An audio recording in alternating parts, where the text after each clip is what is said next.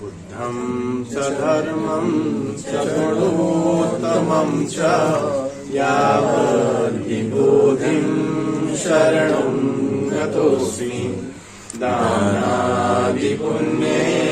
कृतैर्मयैः बुद्धो भवेयं जगतो हिताय बुद्धं च धर्मं च गुणोत्तमं च यावद्विबुधिं शरणं गतोऽस्मि दानादिपुण्यैश्च कृतैर्मयैः बुद्धो भवेयं जगतो हिताय। हिंदी में पढ़ेंगे। बुद्ध बनने तक मैं बुद्ध धर्म और गुणोत्तम की शरण में जाता हूँ। मेरे द्वारा किए हुए दान से तमाम पुण्यों की बदौलत मैं जगत के हित के लिए बुद्ध हो जाऊँ। अब चतुर्भुज विहार। सर्वे सत्त्वा सुखैश्चैव युक्त्या स्युः सुखकारणैः भवन्तु सततं मुक्ता दुःखाश्च दुःखकारणात् कदापि वञ्चिता न स्युः दुःखहीनमः सुखात् दुरादुरद्वेषराग मुक्तोपेक्षा स्थिता स्युः। अब हिंदी में पढ़ेंगे। सभी लोग सुख और सुख के कारण से युक्त हों, दुख और दुख के कारण से मुक्त हों, दुख से रहित महासुख की कभी भी वंचित ना हो, दूर और निकट के प्रति राग और द्वेष से मुक्त निरपेक्ष होकर रहें। सब ध्यान करेंगे हम। तो ध्यान करने से पहले अब हमारे माइंड को डिस्ट्रैक्ट कीजिए। सो मैं डिस्ट्रैक्शन में करूँगा।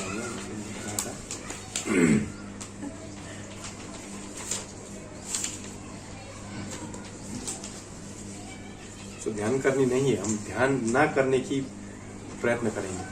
जितना हो सके अपने मन को भटकाएंगे। उसके बाद क्या होगा देखिए।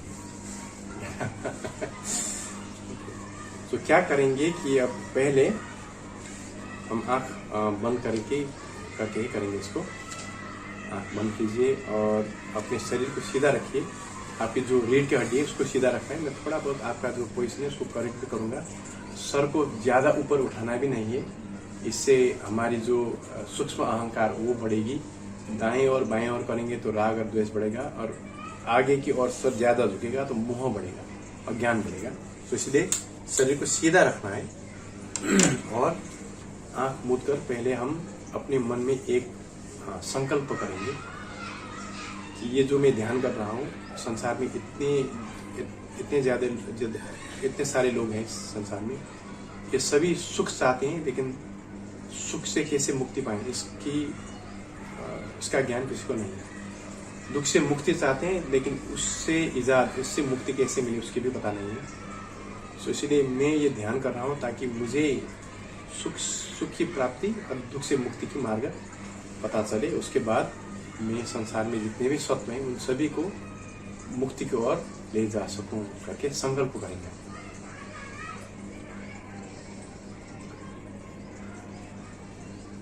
उस संकल्प के साथ एक बार अपने शरीर को सर से लेकर पांव तक एक एक करके हम उसको अपने मन से सुझाव देकर एक विश्रांत अवस्था में, एक आराम की अवस्था में ले जाएंगे। लेकिन अपने होश को पूरा स्पष्ट रखेंगे, जो आलस्य की अवस्था में नहीं जाएंगे। मन को हमने कहना भी है कि मैं होश में रहूंगा, चेतना पूरा प्रशस्त स्पष्ट होगा मेरा।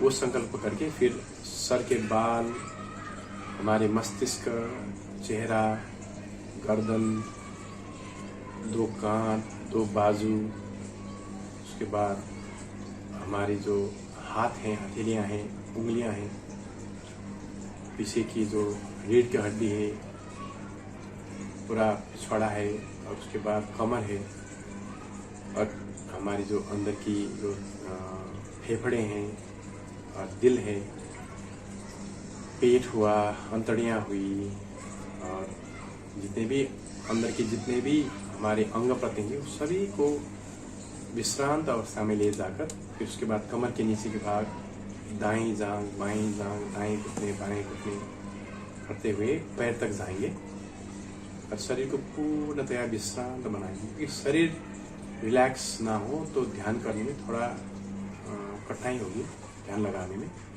सो पूर्णतया पहले शरीर को विश्रांत अवस्था में ले जाएंगे, लेकिन मन को पूरा चुस्त रखेंगे, मन को पूरा रिलैक्स रखेंगे और मन को थोड़ा शांत बनाने के पहले अपने श्वास को लेकर आते हुए जाते हुए श्वास को गिनेंगे। आप में से कई लोग विपश्यना भी कर चुके होंगे, वहां पर भी श्वास पर ध्यान तो लगाया जाता है, इसको आनापान कहते हैं, लेकिन हम यहाँ श्वास पर ज्यादा ध्यान नहीं लगाएंगे। आते हुए और जाते हुए सांस को एक गिनेंगे, करते करके करके 7 तक जाएंगे, फिर उसके बाद 7 से लौट कर 1 तक आएंगे, ठीक है ना, एक बार। सांस को लंबा खींचना भी नहीं है, छोटा बना भी नहीं, जैसी श्वास हमारी जो प्रकृतिगत श्वास है, जैसा सामान्य श्वास है ना, उसी को लेकर उस पर मन को थोड़ा टिकाकर देखना है। आते हुए जाते हुए श्वास को 1, आते हुए जाते हुए श्वास को 2 करके 7 तक जाना है।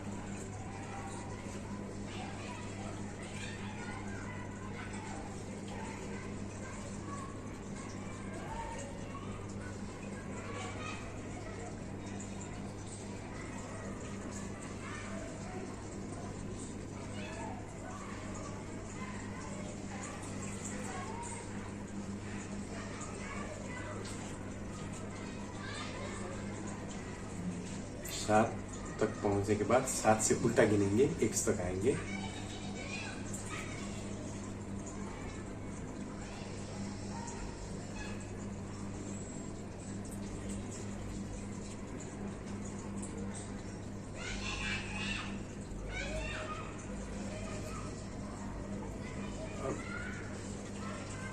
इस प्रक्रिया को हम निरंतरता दे भी सकते हैं, 1 से 7, 7 से 1 करके बहुत आवृत्तियां, 1 बार 2 बार 3 बार 4 बार, या है ना, आधा घंटा आप बैठ सकते हैं, लेकिन अभी हम वो नहीं करेंगे।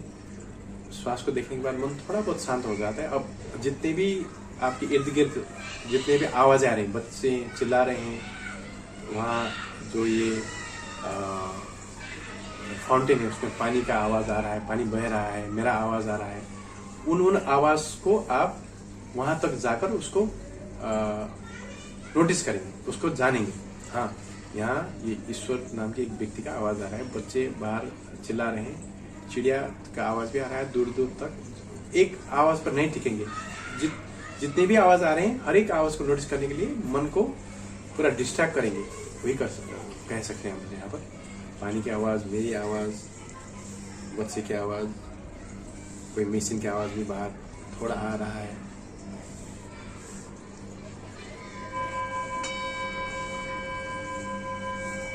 आवाज, बच्चों की आवाज,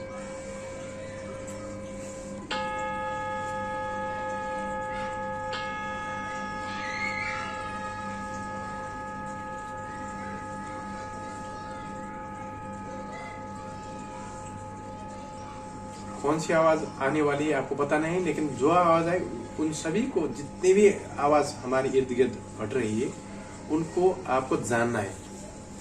एक आवाज पर टिक कर रहना नहीं है, जो भी आए जानिए।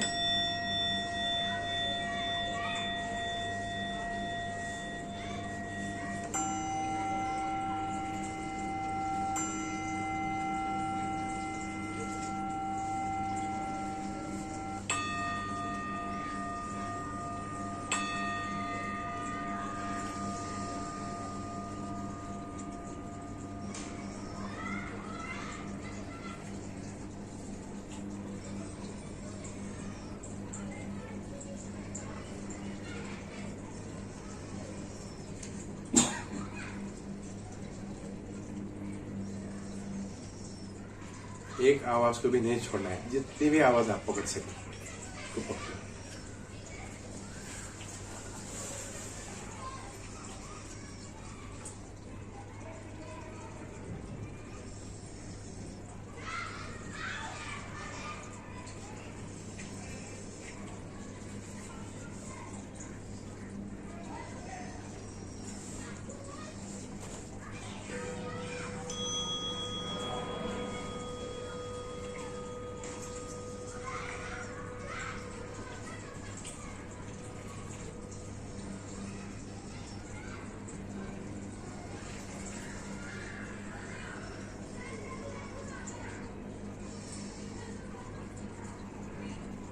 उसके बाद हम थोड़ा अपने आलम्बन को परिवर्तन करेंगे। जो चित्त है जिससे आप आवाज को जान रहे हैं, उसको आप एक आकाश की तरह भावना करेंगे।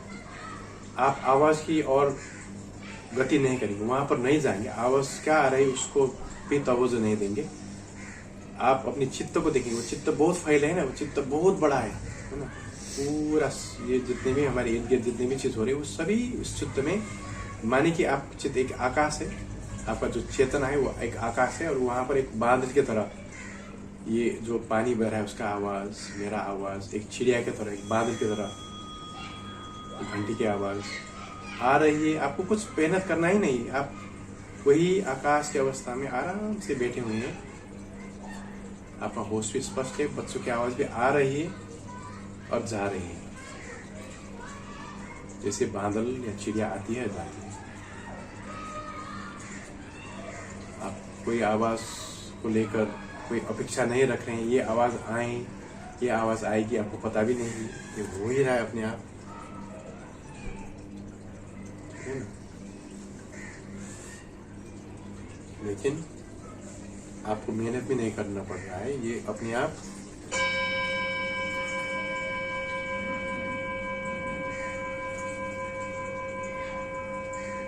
इस आवाज को आप पकड़ेंगे भी नहीं, इतना देर रहे इसकी अपेक्षा भी नहीं रखेंगे। ऐसा हो ये आवाज आई वो भी नहीं कह रहे हैं, अपने आप आ रही है, आपके कहे बगैर आवाज आ रही है, जा रही है। बच्चों की आवाज आ रही है, जा रही है। कोई दिक्कत भी नहीं है, हमें कोई परेशानी भी हो नहीं रही है।